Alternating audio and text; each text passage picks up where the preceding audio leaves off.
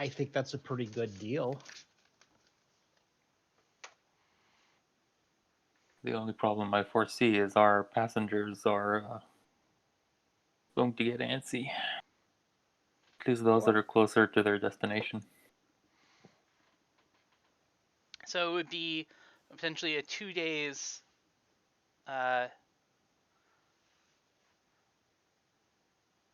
2 or 3 days for you to go and deal with this, right? A day there, a day exploring, perhaps, a day back, maybe a few days. The passengers, if you start spending lots of weeks not continuing on the journey, they might get antsy.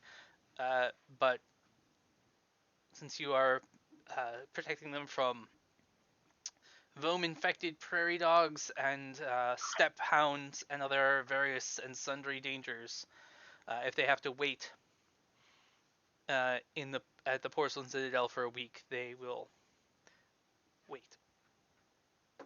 It's not uncommon for caravans, of course, to stop and stay at these places for a week. Yeah.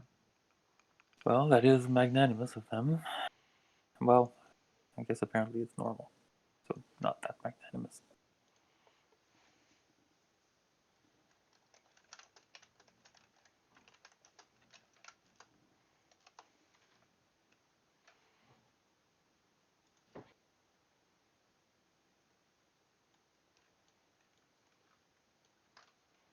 I mean, Well, 200 cash. Let's do it. Yeah. Let's do it. Yeah, let's go for it. Gonna get some money. It's expensive feeding all these mouths. We gotta get a bit of cash somewhere. I mean, it's that or we Very start true. raiding other caravans. Which, given our history of not being great in combat, is probably not a great idea. See, then, this is our best bet. Oh, and That's true. Telagine would say that he's especially interested in Celestini had a chest, a secured chest with him. Mm. It's important that that chest be returned unopened. Okay. Oh. So we can keep anything valuable we find unless it happens to be locked in the chest, which we are not allowed to open. Yes. Yeah. Well, probably still worth the effort. I mean, we might find other valuable stuff. Yeah. We also might not, but, don't know until you try. I mean, the destination is a ring of rusty metal, so what's not to like? So you're saying don't set our sights too high. And Let's go. Yep. Are you bringing any of the pack animals? Well, we'd travel faster if we're riding on something, wouldn't we? Well, if they're pack animals, we're probably not going to be riding them. They're just going to be carrying our supplies. Well, even that would be a help, I would think. Yeah. Sure, we'll be able to go faster. If we expect to be gone for just 2 days, let's plan for 4. That's half a week, and we're just 4 mouths. So that should be only two sacks. Mm-hmm.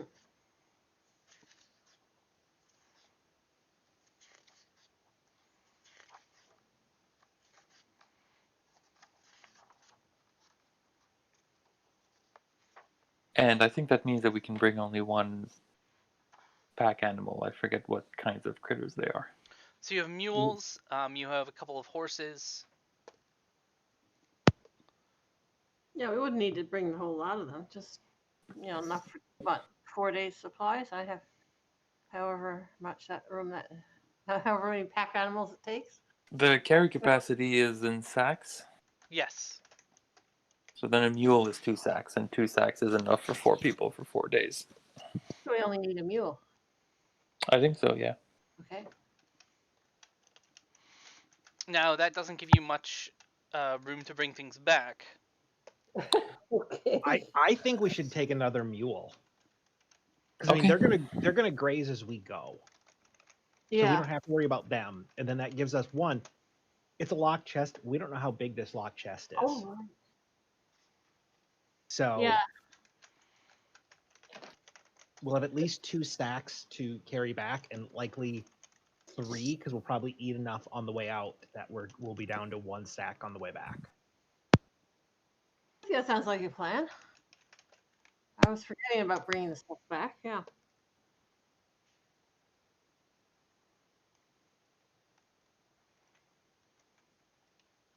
I suppose maybe that guy is also going to count as something that we have to tie up and pack up on a mule.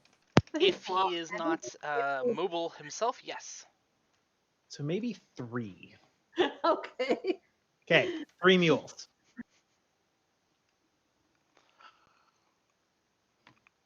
So we're gonna take 3 mules and 2 sacks of food. Okay.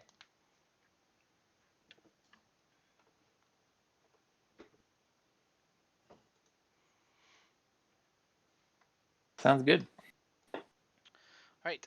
So traveling. It is Lance who gets to make the misfortune check. So it's the 19th that we set out, I presume. Yes, it'll be the 19th that you set out. The morning of the 19th, leaving behind the Talagine will graciously offer to cover your expenses for the week for you and your companions, your passengers, in addition to the 200 cash, so that you don't have to worry about going into debt. So what will I roll? Is it a It's D20 or? charisma for your misfortune tests. Okay.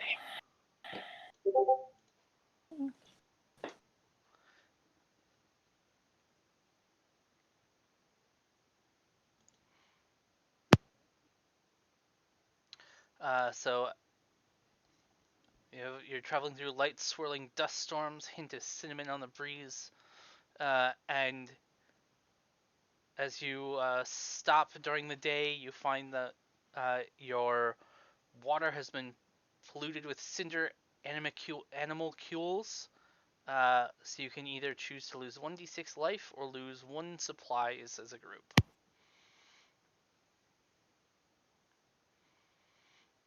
I think we gotta take the supply loss because 1d6. 1d6 could go real bad real fast. Yeah.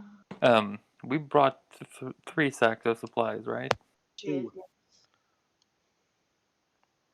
And we only anticipate needing 2 really for going there and back.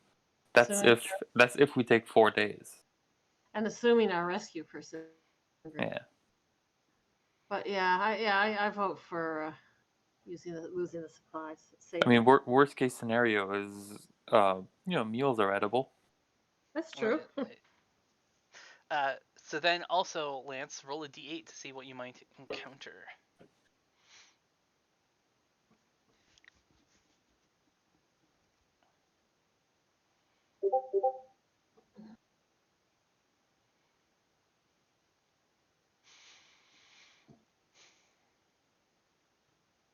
So as you're nearing where you've been told where this ring of rusted iron might be, you come across a group of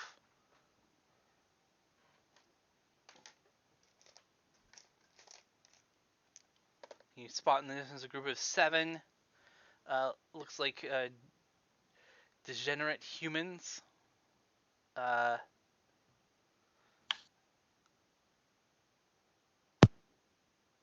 They sort of look like humans degenerating into pre-human apes. They're sort of have this small cave in a low hill, and there's some shouts, and you see that there are 7 of them.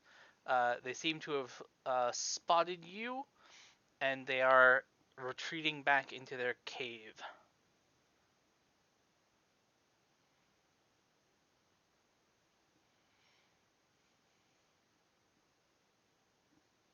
Well, maybe we can keep going if they're that timid. They just went back into the cave.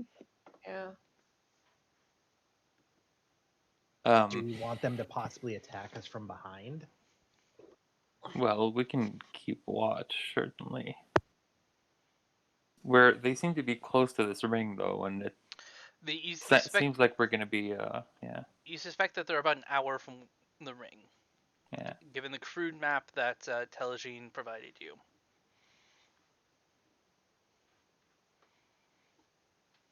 So they presumably know of its existence, and they may be able to deduce that that's our destination. So even if they don't follow us, they might still be able to ambush us. Cool, I suppose. But as long as we expect that, shouldn't be too much of a hassle. There are 7 of them, though. Possibly more in the cave. I mean, do we know anything about these degenerate humans? Just as like a general knowledge of the world sort of situation? Aren't all humans degenerates or cat? That's true, but in specific sense. Maybe It would be a thought test with disadvantage, because I don't see anyone having any irrelevant skills for this, to be able to tell what these degenerate humans might be. My thought is 1. Does anybody have more than a 1? not me. I Oh, got 0. thought. Hang on.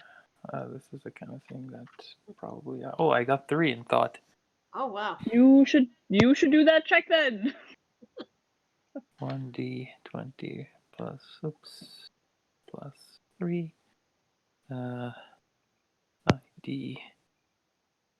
So it'd be Degenerate 2d20 humans. KL1 plus 3. Oh, They'll okay. keep the lower of 1 plus 3. 2d20 KL1 plus 3. ID. Do it.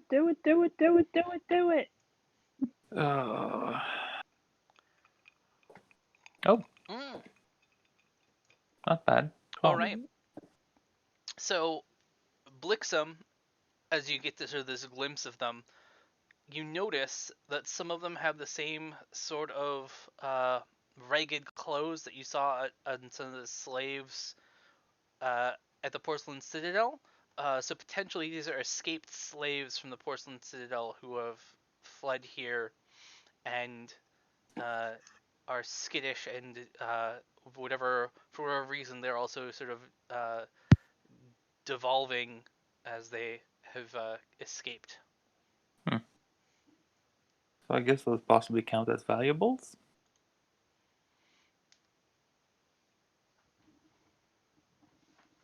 You're saying we like round them up and bring them back? But they sound like that they might be more scared of us than we are of them. And so I think that's a point in favor of the argument of leaving them in their cave and going on.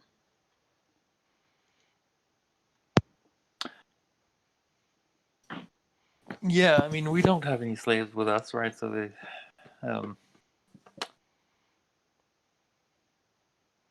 know. Like, clearly they know where we're coming from, right? The Porcelain Citadel. So maybe they think we're after them. So we should make it clear that we're not. Yeah, I can see that we might frighten them and they might attack out of fear. I'm not sure we're going to get close enough to them to persuade them of anything if they're running away and hiding in caves. So I still think it's probably an idea just to move on. We'll keep it with special extra watch, overnight, just in case, I'm wrong and they do sneak up on us and try and kill us.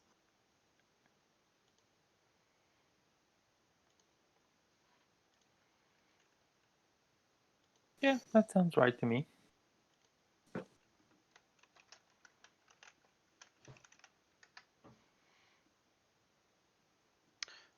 So you're just gonna leave these degenerate humans be for the time being. Travel on. So it is late in the day when you reach, late in the afternoon when you reach this ring of rusted iron. You can see that within this, it's almost 500 yards from the center of the ring to the exterior. But it's this ring of rusted iron.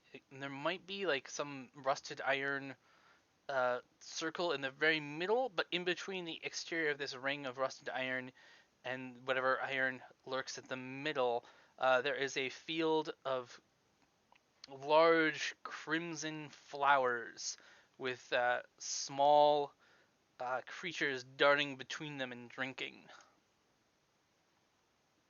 I don't suppose we got a botanist along with us, do we?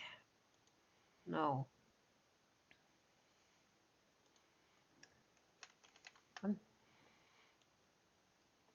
Uh, So you're still perhaps 100 yards or so from the edge of this ring, because you've started to see movement now. I wanted to have a chance for you to make decisions or otherwise plot and plan before I just assumed that you would go in. do we see any signs of a camp or, from the fellow You who's do missing? not. Just the circle with red flowers in the middle of it. Right. Oh. I think we should investigate this rather cautiously. Not just sort of, jump over the edge of the rim and go through the meadow. What are these creatures that are darting between these flowers? Are they like birds or bugs? Because either way, as a cat, I am intrigued. Ooh, what are they? Why don't you make a it'd be to sort of, you could how are you gonna sneak up to the edge of the iron ring and look? Because does anyone have like some sort of spyglass or telescope? I don't no, nothing like that. Do you think we're made out of money, Zach? Like we could afford a spyglass? Well, I think we should do a bit of sneaking. I mean, I know how tempting it is for a cat, but I would not sort of, bound down to, to this flower bed and immediately start No, I'm swatting not it. like running down there. I'm like doing the classic like cat reconnaissance, like what the heck? Yeah. What the And heck? And I probably should also not be the one sneaking down there, as I Also, can no, read. yes. We're not sneaky. Which is alarming because you hunt demons for a living, which presumably would require some sneaking. I mean, if we wait No. for night, maybe those things are going to be inactive. They gotta sleep Unless you're sometime. just the kind of demon hunter that shows up and are like, hey, demons, it's me, ya boy. Well, if this thing is fairly large, maybe we should scout around the edges a bit before going close to it, because I don't think we should leave all our explorations until the night. Some of us don't see as well in the night as others might be able to. Well, I got sunstone. Oh, that's okay.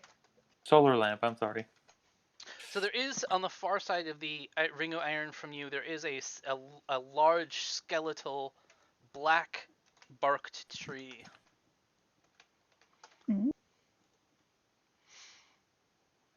So like we could climb that tree and see what's the haps, is what you're saying? You could. The tree is about 75 feet high. It's got a large Holy trunk. The trunk is shitballs, probably that like is a high tree. Well, you're a cat. Cats don't mind heights. the trunk is probably like That's true. got a, I always forget diameters from the middle of a circle. No, it's Yeah. radius. Radius is Radius. from the middle. Radius is from Diameter is the full across the circle from one Mhm. end to the other. So Yes. that is 10 feet easily. Oh, So this this is a is a mighty big tree. It's tree. clear it was taller earlier, but a large part of the top had clearly like fallen off and or been destroyed in storms. What remains is 75 feet tall, 10 foot in diameter at the base. Okay. I mean, Do I use my cat skills to climb this tree? Well, is this tree right on the edge? So It's if you, it's about 50 feet from the edge of this rusty iron ring, on the far side from the direction that you're coming. So you're coming from the Porcelain Citadel. You're headed to the north, towards this iron circle. So on the northern side of the iron circle, away from you, is this large skeletal black tree. and there's nothing else. No sign of this fellow's camp. Nothing. I mean, you Uh-huh. can see that there's something iron in the middle of this circle, but Oh, yeah. the ring is, what did I say, about 500 feet across? 500 yards, rather. Well, I think we should examine the tree before climbing it, and also, yeah, I think we should sneak up and examine those flowers from outside the field. And then that way we can find out exactly what those insects or whatever are too. All right. Are you going up to the edge of this rusty iron ring and going along it to the tree? Are you gonna keep a distance from the ring?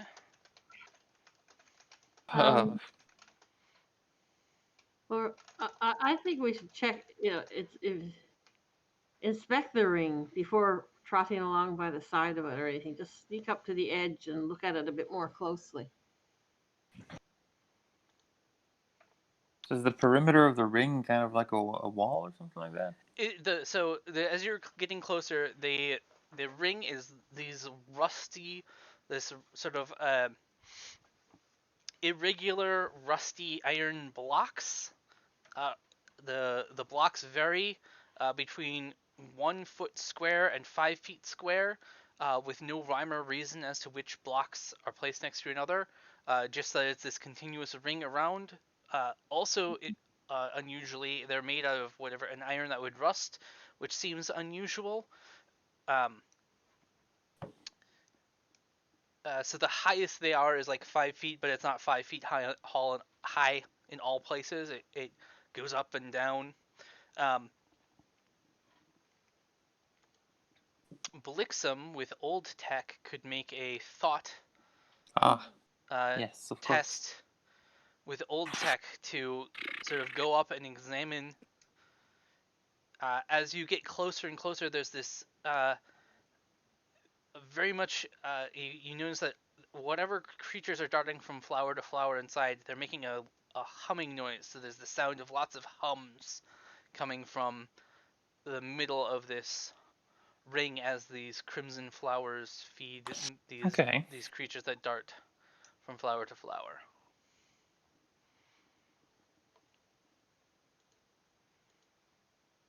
I will do that. So, given that I'm using old tech here, that gives me an extra bonus, I presume. Yep, so it'd be thought plus 1.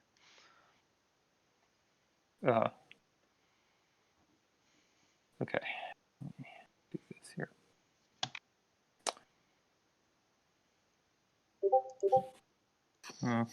12. 12. You're not certain. Blixum is not certain what the purpose of this ring is, but you can tell that it is much more advanced than it looks to be just from being blocks of rusty iron. And it was created by, if you had to guess, it was created by a Ling architect. With additional time and study, you could determine other things, but that is what you can tell just by sort of glancing at it. You can also, you're getting close enough that you can see that from some of these flowers, they're petal, or they're sort of like they're now I need to know what different flower shapes are to describe what these are.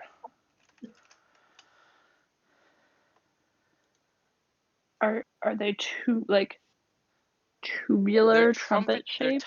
They're trumpet-shaped red flowers. So you've sort of got the petals form the little trumpet, like lots of Like lilies sort of thing. Yeah.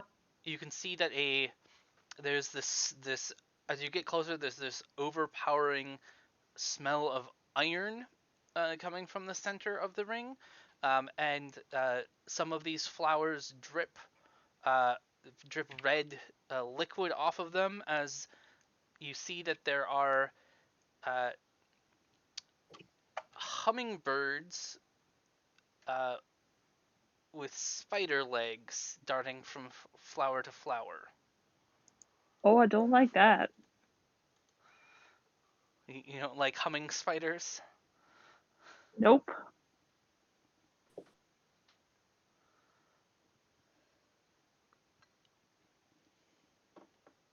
Sure don't.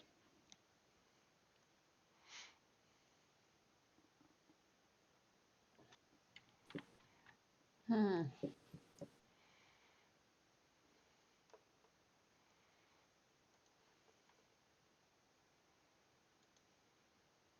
Well, if these birds, they hum, right, when they fly, presumably. Yes. So that means that we can hear when they stop being active. And surely they have some kind of activity cycle. Mhm. And maybe we can take that as our cue to try to venture in.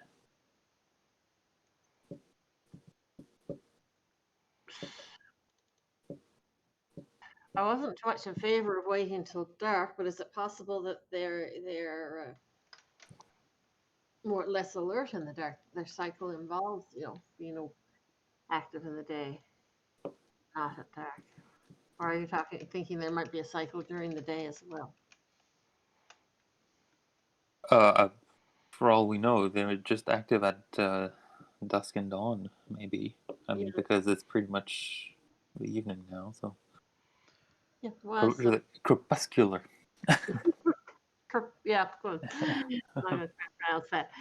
Yeah. So if we just observe them for So the party's plan is what you're going to observe them for a while. What distance do you want to be from the iron ring? Are you going to stay near the edge where Blixen has sort of crept up and examined the iron ring itself? Or are you going to retreat back a little distance? I think, why do I feel like we should make a camp near that tree? Do you think we should maybe check the tree out before we start on a regular observation?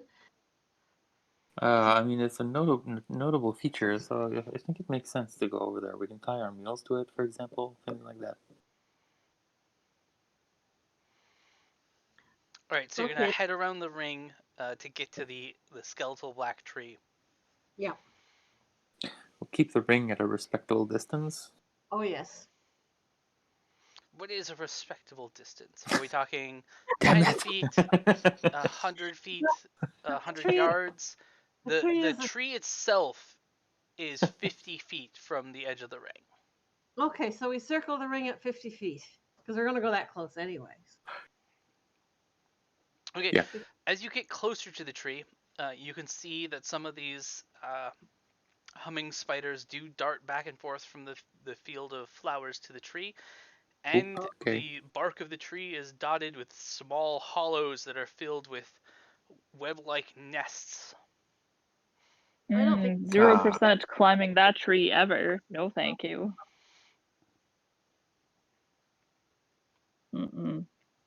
Not doing it. No, definitely. That tree is obviously of great importance to the spiders. That tree is just full of spiders, is what that means. I suppose it would be. They're not spiders, they're hummingbird spiders. On fire or something? How was that better, JP? How was that better? Well, yeah, they can fly in your face. Oh yeah, I forgot these are flying spiders. So maybe setting the tree. Yeah, because like spiders, what they need is to be able to fucking fly. How many wings do they there have are- out of curiosity? There are curiosity? hummingbirds. They just happen to Hmm. have spider wing or spider legs underneath their hummingbird wings. Oh, do they have 2 spider legs, or do they have like 8 spider They have legs? 8 spider Legs. legs. Okay. It's literally just like half spider, half hummingbird. Well, presumably they don't have like a segmented spider body. But what about their Do mouths? they also have 8 Long eyes? pointy Because I don't need that either. They have the heads that appear to be mostly hummingbird-like. They probably, Okay. as you're getting close enough, you can probably see that they do have 8 eyes, but otherwise they look like Oh, hummingbirds. God damn it. Yeah, no, they're not creepy at all. Christy? Do they have terrible venomous fangs? I Yeah, think they just have the venomous long tail. hummingbird beak. Yeah, if they got beaks, they probably don't have fangs. But if, You say that. You say Yeah. that like that's a thing that Zach would not make happen. oh, I was thinking actually the more that they might go in for stabbing people, but with that long beak. But anyway, yeah, I would treat them with caution. I don't want to be reckless about this. Although I'm still thinking about the advantages and disadvantages of burning the tree down. So I think it's safe to say that my tree camp idea is gonna get voted down. Yeah. Yeah, I'm getting nowhere near that tree. Mm-mm.